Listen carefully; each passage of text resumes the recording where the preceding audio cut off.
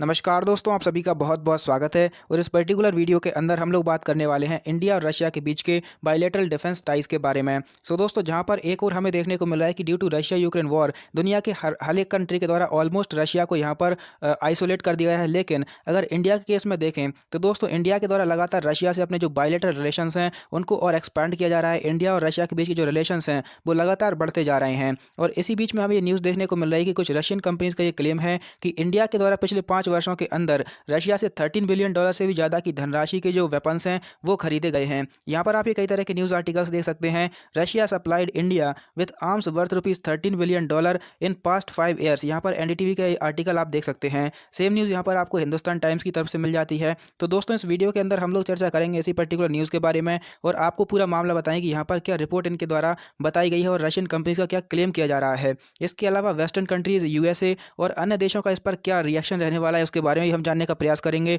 तो दोस्तों, बने रहिए इस वीडियो के अंदर अंत तक। और यदि अभी तक आपने इस चैनल को सब्सक्राइब नहीं किया है तो अभी सब्सक्राइब कर लीजिए, जिससे आपको हमारे वीडियोस की नोटिफिकेशंस टाइम टू टाइम मिलती रहती हैं। तो चलिए स्टार्ट करते हैं इस वीडियो को और थोड़ा सा डिटेल में इस पर्टिकुलर मैटर को समझने का प्रयास करते हैं।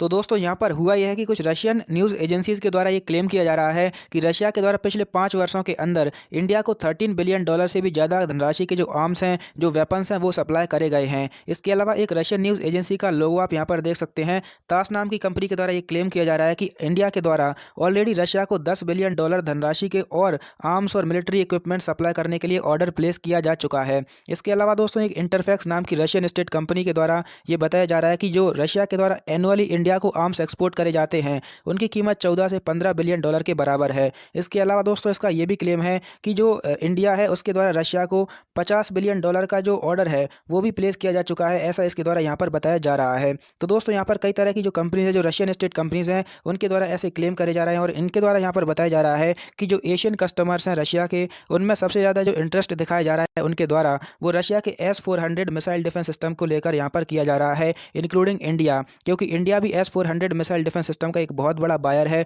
और इसका 3rd स्क्वाड्रन जो रशिया के द्वारा इंडिया को सप्लाई करने की बात चल रही है वो जल्दी ही इंडिया को सप्लाई किया जाने वाला है। ऐसी यहाँ पर हमें चीज़ें देखने को मिल रही हैं। Accept S-400 air defence system, यहाँ पर कुछ और रशियन वेपन्स हैं जिसमें इंडियन और एशियन जो बायर्स हैं वो लगातार यहाँ पर इंटरेस्ट शो कर रहे हैं, जिसके अंदर हमें देखने को मिल रहा है कि Su-30 वॉरप्लेन्स, MiG-29 हेलीकॉप्टर्स, कुछ ड्रोन्स हैं। इसके अलावा कुछ surface to air missile systems हैं जैसे कि पेचोरा और स्ट्रेला। तो इस तरह के जो वेपन्स हैं, रशियन वेपन्स हैं, उनमें काफ़ी ज़्यादा इंटरेस्ट इंडियन या फिर हम कहें एशियन बायर्स यहाँ पर शो कर रहे हैं, ऐसा यहाँ पर इन कंपनीज के द्वारा क्लेम किया जा रहा है। इसके अलावा दोस्तों, रशिया के federal service for military and technical cooperation के हेड दिमित्री शोगाएव के द्वारा ये क्लेम किया जा रहा है। अपने स्टेटमेंट के अंदर उन्होंने ये कहा है कि भले ही एक और रशिया यूक्रेन वॉर चल रहा है, लेकिन दूसरी ओर इंडिया, चाइना और कुछ साउथ ईस्ट एशियन कंट्रीज ऐसी हैं जिन्होंने रशिया से अपना जो इंटरेस्ट है वो मेंटेन करके रखा है, जो कि रशिया के वेपन्स खरीदने के लिए काफ़ी इंटरेस्टेड हैं, ऐसा इनके द्वारा अपने स्टेटमेंट के अंदर कहा जा रहा है। इसके अलावा दोस्तों, रशिया की जो तास कंपनी है जिसका लोगो मैंने आपको वीडियो की शुरुआत में दिखाया था,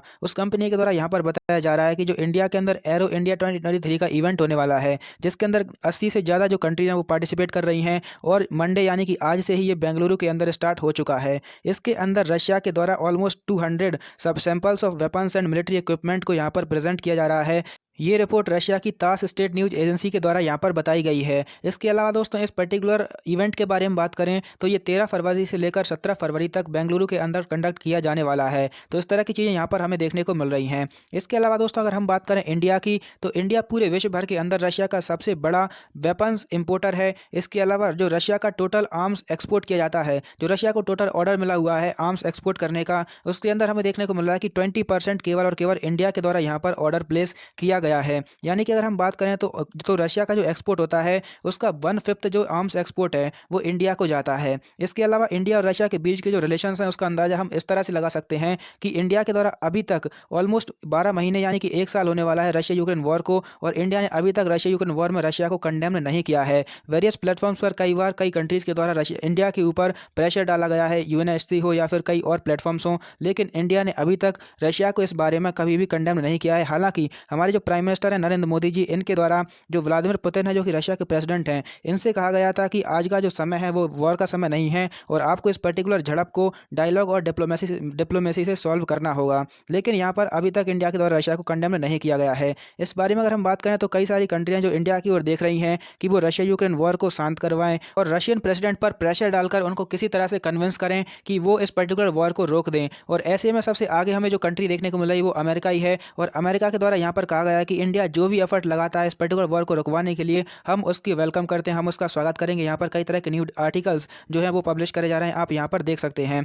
इसके अलावा दोस्तों न केवल इंडिया रशिया से वेपन्स परचेज करता है, बल्कि हमें देखने को मिला है कि जब से रशिया यूक्रेन वॉर स्टार्ट हुआ है तब से पूरे एक साल के अंदर इंडिया ने काफ़ी ज़्यादा मात्रा में रशिया से ऑयल भी परचेज किया है। और इस हद तक यह है कि रशिया जो है, जहाँ पर एक साल पहले तक रशिया इंडिया के मामले में ऑयल सप्लाई करने में कहीं पर भी नहीं आता था, वो आज इंडिया का लार्जेस्ट ऑयल सप्लायर बन चुका है। और इसी मामले को लेकर हमें देखने को मिला था कि यूक्रेन के द्वारा अमेरिका से डिमांड करी गई थी कि अमेरिका इंडिया के ऊपर सैंक्शंस इंपोज करे, सेकेंडरी सैंक्शंस लगाए, जिससे कि यहाँ पर जो इंडिया है वो रशिया से ऑयल परचेज करना बंद कर दे। लेकिन दोस्तों अब जैसा कि आप सभी जानते हैं कि यूएसए ऐसा कुछ भी नहीं करने वाला है और अमेरिका के द्वारा सीधा सीधा ये जवाब यूक्रेन को दे दिया गया था कि US comfortable with India's approach on buying Russian oil, says want लेवाई sanctions. इस तरह के आर्टिकल्स हमें देखने को मिल रहे थे और अमेरिका ने क्लियरली जो यूक्रेन की डिमांड है उसको रिजेक्ट कर दिया था। तो दोस्तों करंटली ये सारी चीज़ें हमें देखने को मिल रही हैं, जहाँ पर इंडिया और रशिया के बीच के जो रिलेशन हैं वो लगातार बढ़ते जा रहे हैं। इंडिया और रशिया लगातार कॉपरेशन कर रहे हैं डिफरेंट फील्ड्स के अंदर। तो इस तरह की चीज़ें करंटली हमें पूरी तरह से देखने को मिल रही हैं। तो दोस्तों उम्मीद है आप सारी चीज़ें अच्छी तरीके से समझ पाए होंगे और काफ़ी ज़्यादा नॉलेज इस वीडियो से गेन कर पाए होंगे।